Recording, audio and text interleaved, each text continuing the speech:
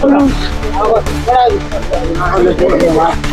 मध्ये मध्ये राहिले याला काय मन भरा ना भाऊ थोडंच राहिलं तर पुढं पुढं तुम्ही इकडे आहे ते झाकून टाक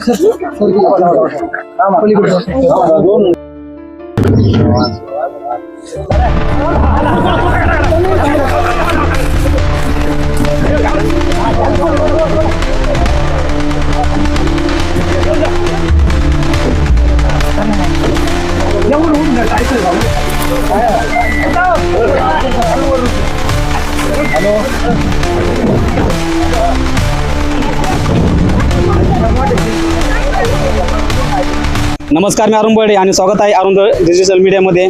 आणि आज आपण आहोत मालूनचे बुद्रुक या भागातील कारवडी या क्षेत्रामध्ये आणि सतीश बडाक यांच्या शेतामध्ये या भागातील जनतेच्या मागणीनुसार बिबट्यासाठी पिंजऱ्याची मागणी केली होती. आणि आज सकाळी असं जाणून आलं की संबंधित या पिंजऱ्यामध्ये बिबट्या हा अडकला गेलेला आहे. नर जातीचा बिबट्या आहे आणि यशस्वीरित्या एकदम चांगल्या पद्धतीने बिबट्या हा या पिंजऱ्यामध्ये जेरबंद झालेला आहे.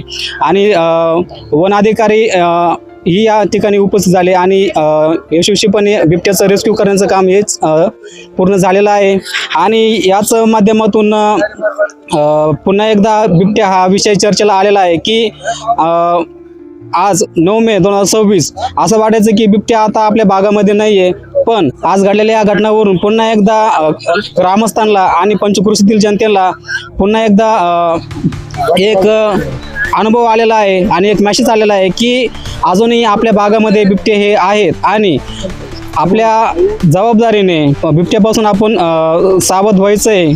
जे काही नियम पाळायचे आहेत ते अजूनही आपल्याला चांगल्या पद्धतीने बिबट्यापासून बचाव करण्यासाठी, संरक्षण करण्यासाठी उपाययोजना करणे हे गरजेचं आहे. कारण बिबट्या हा अजून बागायती भागातून आपल्या भागातून हा गेलेला नाही आहे आणि कुठं ना कुठं तो असल्याचं, आपलं अस्तित्व असल्याचं जाणीव करून देतोय. आणि हीच परिस्थिती आज आपल्या या मालूनचे बुद्रुक कारवडी या भागामध्ये असल्याचे चित्र दिसून येत आहे. ज्यांच्या शेतामध्ये बिबट्या पकडला गेला ते शेतकरी सतीश बडाक आपल्यासोबत आहेत. तर त्यांना विचारू आपण की नेमकं परिस्थिती काय होती, म्हणजे तुम्हाला काय वाटलं की कसं काय, म्हणजे बिबट्या असल्याचं तुम्हाला कसं जाणून आलं? नाही, तो जवळ 6 महिन्यापासून दिसत होता शेतात.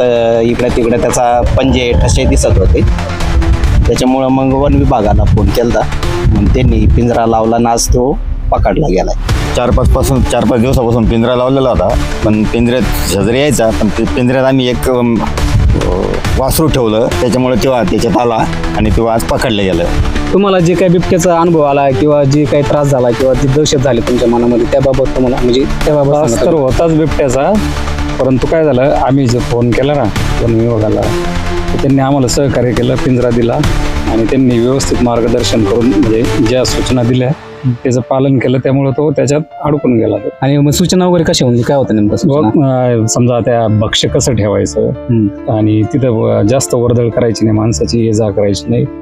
तो अडकल्यानंतर समजला तरी समजा 1-2 जायचं नाही. त्यांनी त्यांच्या ज्या असेल त्या सूचना दिलेल्या होत्या तशा त्याचं पालन केलं आम्ही व्यवस्थित. तरी आणखी या परिसरामध्ये बिबटे आहेत, त्या ठिकाणी छोटी छोटी त्यांची पिल्लं आहेत. दहशतीखाली हा भाग परिसर हे शेतकरी आहेत, तरी या ठिकाणी पुन्हा पिंजरा लावून बिबटे आहेत त्या ठिकाणी पकडावेत अशी या ठिकाणी मी सरपंच या नात्यानं मालुंजे गावच्या वतीनं फॉरेस्ट विभागाला विनंती करत आहे, प्रशासनाला त्या ठिकाणी विनंती आहे. धन्यवाद.